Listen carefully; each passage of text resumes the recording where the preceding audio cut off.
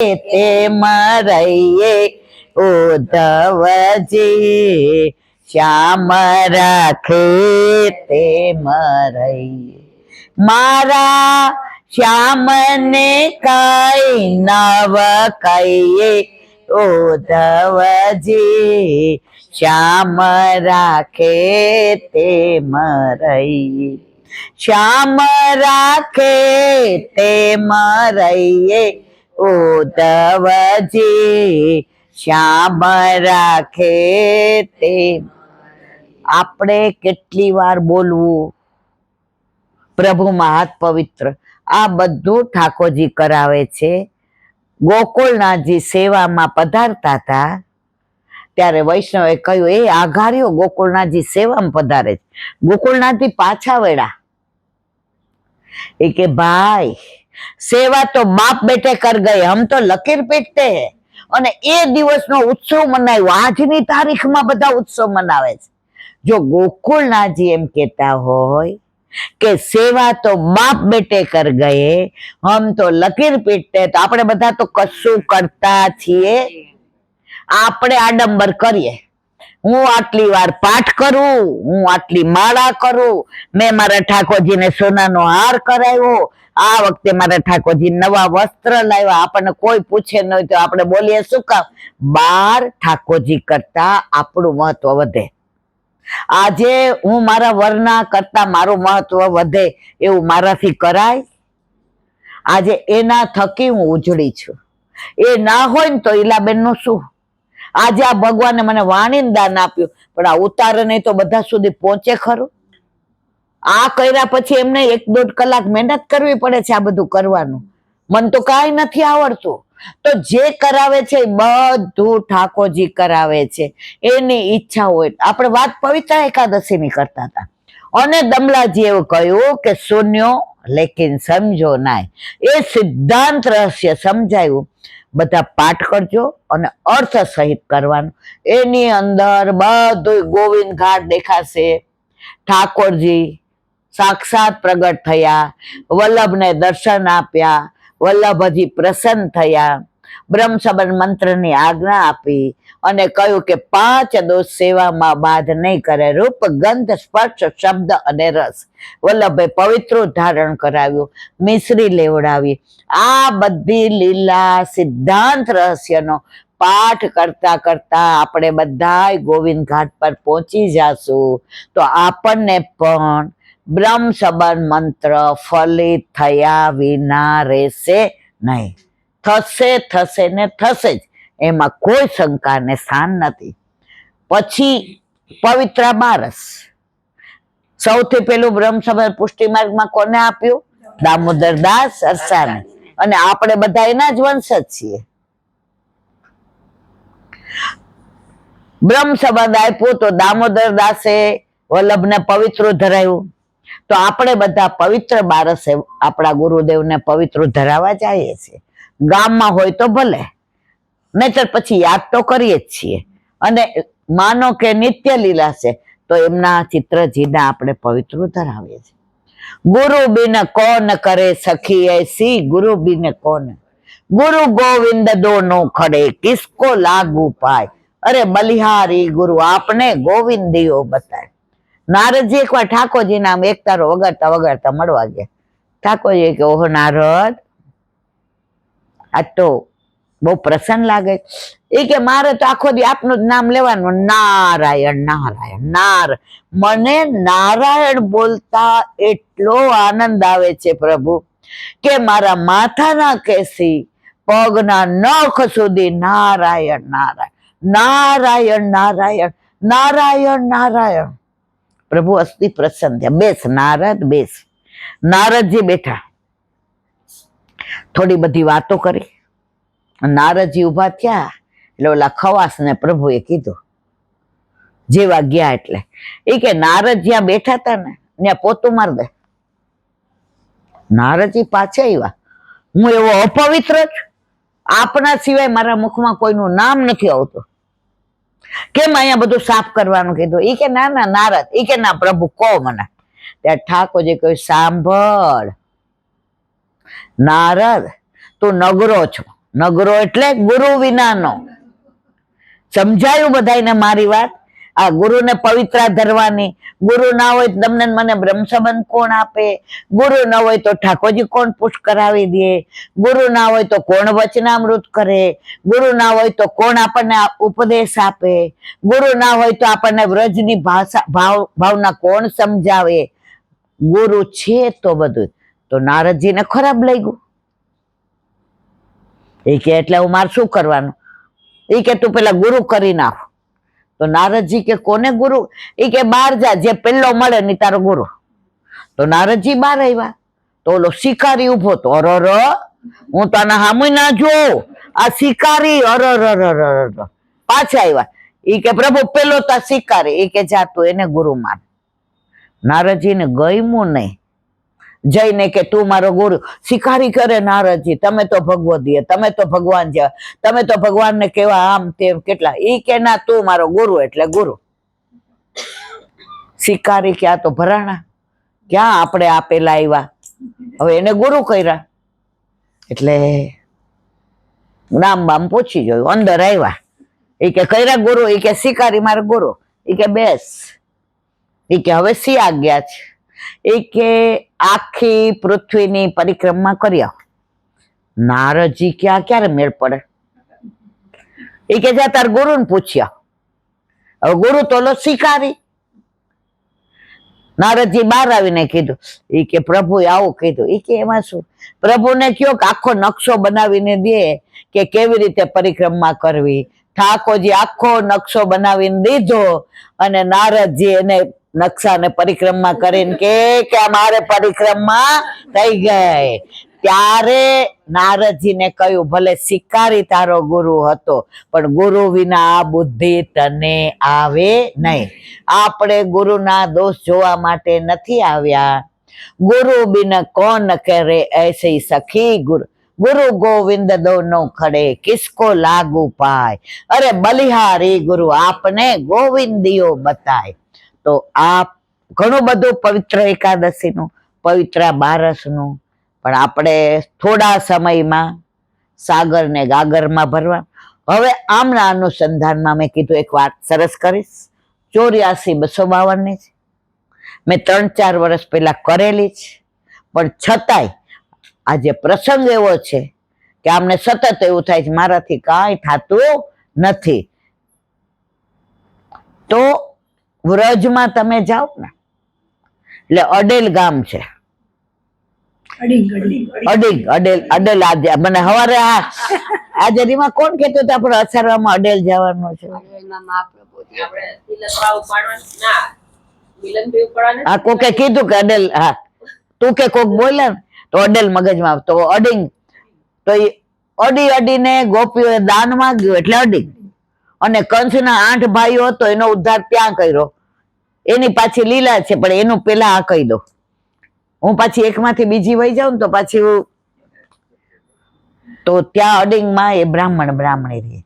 અને ગુસાઈજીના સેવક વલ્લભના 84 એ નિર્ગુણ, અને ગુસાઈજીના 252 સેવકો એ 84 સાત્વિક, 84 રાજસ અને 84.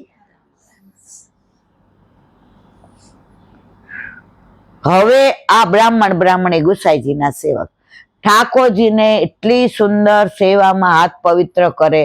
પેલાના જમાનામાં એવું નહોતું કે કામ વાળા હોય ને વાસણ કરવા વાળા હોય ને પ્લેટફોર્મ કરવા વાળા હોય ને. પેલા તો જેટલી ટેલ આપણાથી થાય એટલી કરીએ, બીજાને દેતા નહોતા. અને અત્યારે તો આપણે રાહ જોઈ કે વહુ આવે ને તો રોટલી કરે ને થાળ કરે, દાળ ભાત શાક થઈ ગયા. રાહ કોની જોઈએ? વહુ નહીં. પેલા ટેલ માટે, સેવા માટે આપણે લાલાયત હતા. હવે આપણને એમ થાય કે કોક મને મદદ કરે તો સારું. તો આ બ્રાહ્મણ ને બ્રાહ્મણી ફૂલે ચૂંટે, માળાજી કરે. પેલા આવા ગાર હતા, લીપણ હતું, એટલે પેલું છાણ ને એનેથી ને લીપણ કરે. બીજાના કુવેથી જલ ભરી આવે. અને કેવું ઓલા તાપડા એટલે આ કોથળા હોય ને એનું બાંધેલું બધું, એનો ટેરો, અને કોથળા ઉપર બેસીને ઠાકોરજીની સેવા કરે. હવે 12 સેવા પહોંચી લઈએ, 1 વાગે અનોસર થાય, પ્રસાદ લઈ લઈએ અને 1 થી 3:30 બાર બેસે, કોઈ જે પણ આપે વ્યાવૃત્તિ, કોઈક વાર ટકો આવે, કોઈક વાર અડધો ટકો આવે, કોઈક વાર ચોખા, જે મળે એના પ્રભુને લાડ લડાવે અને બે અતિ પ્રસન્ન રહે કે આજે ગુસાઈજી મહારાજે કૃપા ના કરી હોત તો આપણે ઠાકોરજી વિના રખડત ભાટકત. આજે જો જે ગાય રખડતી હોય ને ડબ્બાવાળા પૂરી જાય, પણ જેને ગળે પટ્ટો હોય એટલે તરત શું કે ભાઈ આ પ્રાઇવેટ છે, એટલે આપણે બધા પટ્ટાવાળા છીએ. આપણને યમદૂતો અડે નહીં, એનો અધિકાર જ નથી આપણી સામું જોવાનો. વિષ્ણુદૂતો આમ કરીને ઉભા હોય, એ અહીંથી પાછો જા, કારણ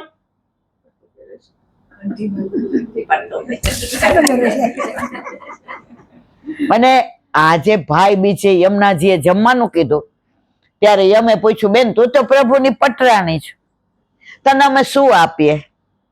તો કે ભાઈ તારે આપવું જોઈએ તો એક વસ્તુ આપ, મારા વૈષ્ણવ પાસે તારા યમદૂતો ક્યારેય જાશે નહીં. તો આપણે જો તમે વૈષ્ણવને છેલ્લો ટાઈમ હોય ને તો બીક ના લાગે, કારણ કે આપણે યમદૂતના દર્શન જ નથી થતા.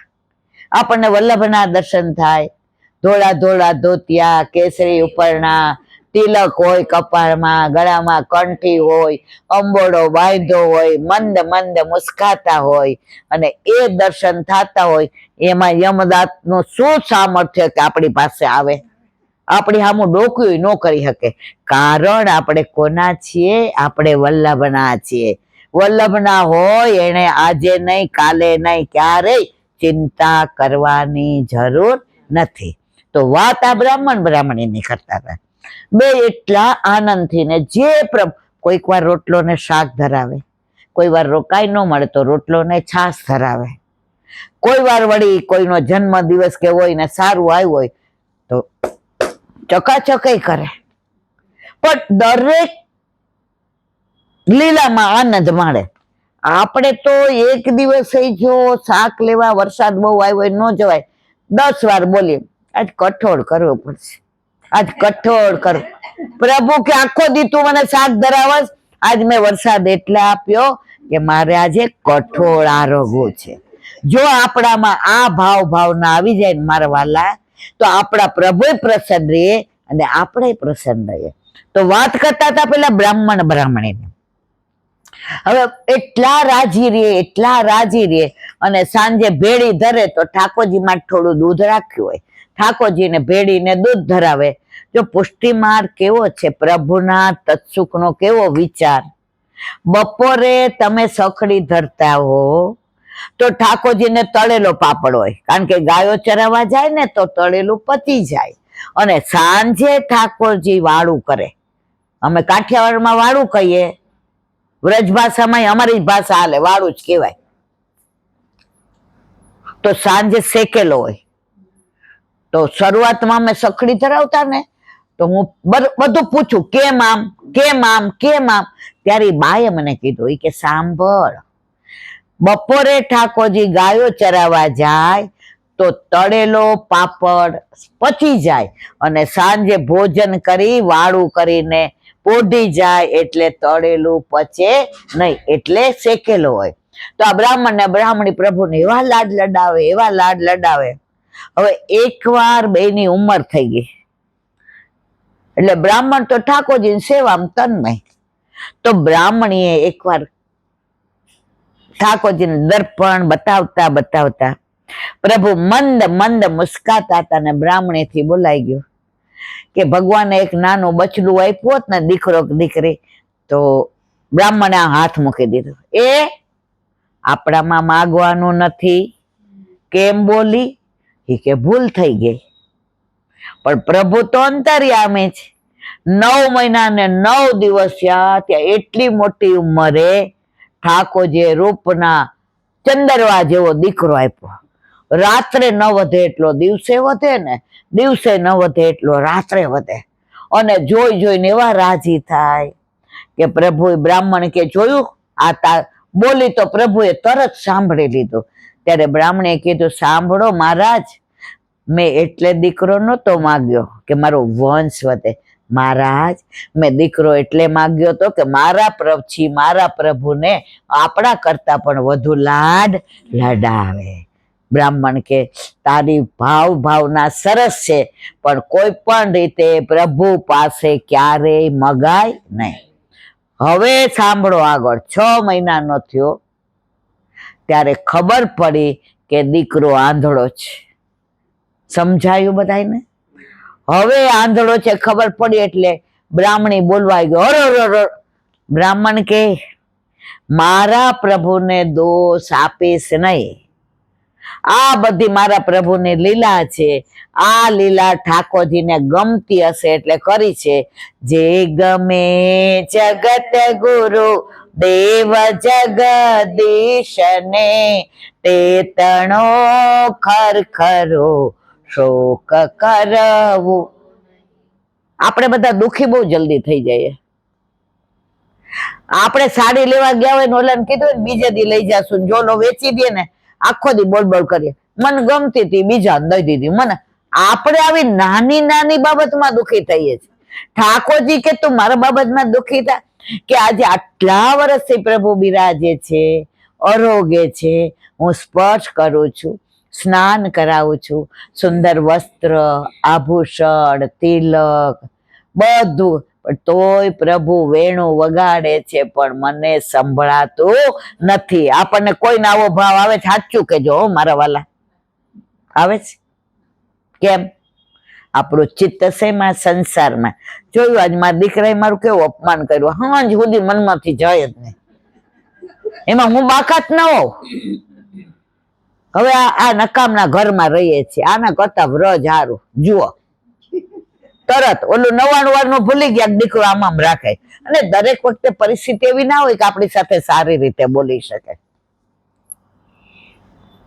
હવે ખબર પડી કે દીકરાને આંધળો છે.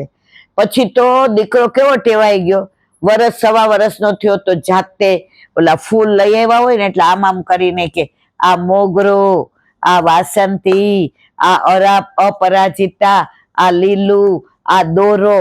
માં હવે તું માળાજી બનાવીશ ને, ઠાકમાં ગુલાબની હારે મોગરો પધરાવજે ને. માં તો એટલા રાજી થઈ જાય કે આને આંખો નથી આપી પણ અંતરચક્ષુ છે કે આજે એને ફૂલના દર્શન નથી કર્યા છતાં એને ખબર છે કે આ મોગરો છે, આની હારે ગુલાબ સારું લાગે, આની હારે લીલું, અહીંયા મણકો, અહીંયા થાક, અહીંયા ગોથણી. પછી તો ભૂલી ગયા કે મારા દીકરાના આંખો નથી એમ. હવે દીકરો 8 વર્ષનો થયો અને બ્રાહ્મણ ને બ્રાહ્મણી બહાર બેઠા હતા. મોટો ટ્રક આવ્યો અને બેયને કચડીને ત્યાં લીલામ પહોંચી ગયા. કોણ? બ્રાહ્મણ ને બ્રાહ્મણી. હવે આનું નામ શું પાડ્યું તું દીકરાનું? ધર્મદાસ. આ વાર્તા છે 84-252 હું આ બધું કઈ ગમે એવું મારા મનની મનગઢત વાતો નથી કરતી. હવે બધાએ કીધું કે ધર્મદાસ, હવે તારે તો આંખો છે નહીં, ઠાકોરજીને ગુસાઈજીને ઘરે પધરાવી દે.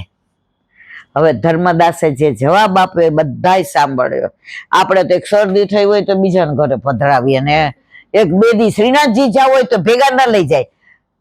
શું કામ? બધી તૈયારી કરવી પડે. ત્યાંય પછી ગળા બંધડી રે, ખરીદી ન થાય, ઓલી લારીએ બધું તળેલું ખવાય નહીં, જવાય નહીં. પણ ઠાકોરજી કે સાંભળ માં, તું મને ભેગો લઈ જઈશ ને તો ઠંડા રોટલો ને દહીં ખવડાવીશ ને તોય હું ખાઈ લઈશ. ગોપીઓને કહીશ કે મારી માં મને મૂકીને ક્યાંય જાતી નથી. પ્રભુને આપણે જોઈએ છીએ, આપણો વૈભવ જોઈતો નથી. તો અહીંયા ધર્મદાસને બધાએ સમજાયું કે હવે ઠાકોરજીને તું ગુસાઈજીના ઘરે. ત્યારે ધર્મદાસે જવાબ આપ્યો. બધા જ ધર્મદાસ કીધું સાંભળો મારા વાલા, તમે મારા હિતે જ છો. મારા સગા કોઈ નથી પણ તમે મારા બધા સગાથી વિશેષ છો. માનો કે મારી નાની બેન કે ભાઈ હોય તો એને અનાથ આશ્રમમાં મૂકવા જાવ ખરો? બધાય કે ના. તો જો હું લૌકિક ભાઈ બેનને ન મૂકું તો મારા ઠાકોરજીને મારે ક્યાંય પધરાવવા નથી. મારા ઠાકોરજીની સેવા જેવી. એ કે તારો આંખ નથી. મારે આંખ નથી, મારા પ્રભુને તો છે ને, જેને બધાય આંખ આપી છે એની પાસે કેટલી આંખો હશે? તો હું હવે મારા પ્રભુની આંખે સેવા કરીશ, મારી આંખે નહીં કરું. અને પછી તો સવારના બધાએ જોયું, આમ ઓલા હોય ને ઓલા કોથળાના ઓલા એના આમ છીડા પડ્યા, લોકોના બધા રસ હોય બહુ જોવામાં. આજે ઈ જ છે બધાય. તો આમ જુએ તો ધર્મદાસ ઠાકોરજીને શ્રૃંગાર કરતા હતા, તો નકવે સરતી દેખાય નહીં તો કાનમાં પહેરાવા ગયા. કોણ?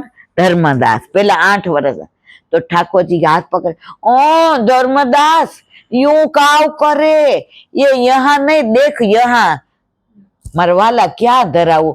लाव तेरो हस्त मोको दे दे, देख यहाँ धरा दे. અને પાછી ધર્મદાસે નકવેસર નાકમાં ધરાવી. આજુબાજુ વાળા જોતા જોતા રોમાંચ ખડા થઈ ગયા. આટલા વર્ષથી સેવામાં હાથ પવિત્ર કરીએ, ઠાકોરજી આપણને ક્યારેય આવું જતાવ્યું નથી. આ ધર્મદાસ કેવો ભાવ વાળો, અને પ્રભુને એવા લાડ લડાવે, અને એના મા બાપની જેમ 12:30-1 વાગે પરવારે અને પછી ત્યાં બહાર બેસી જાય. જે પણ કોઈ દઈ જાય યજમાન એ પછી ઠાકોરજીને લાડ લડાવે. હવે ગુસાઈજી તો અંતર્યામી, પરમ દયાળ. પણ જો તમે આપણે વલ્ભાધીશ કી જે બોલશું, શ્યામ સુંદર સિંહ અમને, પણ ગુસાઈજીમાં ગુસાઈજી કી જે નહીં બોલીએ. શું બોલીએ? એના ઘણા બધા પ્રસંગો છે. અત્યારે આપણી પાસે સમય નથી, નહીતર હજારો પ્રસંગો છે કે ગુસાઈજી પરમ દયાળ કેવા. તો ધર્મદાસ બહાર બેસે, જે મળે એનું લાવે ને ઠાકોરજી. હવે 2-3 દી 4 દી અઠવાડિયું સેવા પહોંચી. હવે ગુસાઈજી તો અંતર્યામી. એને વિચાર કર્યો કે મારો ધર્મદાસ ને આંખ નથી, પણ પ્રભુ એનાથી બહુ રાજી રહે, પ્રભુ એનાથી બહુ પ્રસન્ન રહે. કારણ કે ઠાકોરજી ગુસાઈજીને બધું કહે કે દેખો કાકાજી આજ તો ધર્મદાસ ને यूं કયો, કાકાજી આજ તો ધર્મદાસ ને यूं કયો.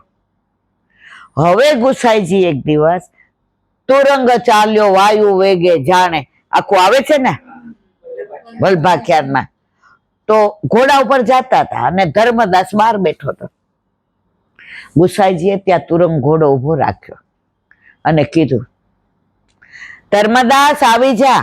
એ મારા વાલા આંખ તો હતી નહીં, પણ અવાજ ઉપરથી સમજી ગયા કે આ તો મારા પ્રભુ છે, આ તો મારા ગુસાઈજી પરમ દયાળ છે, આ તો મારું સર્વસ્વ છે.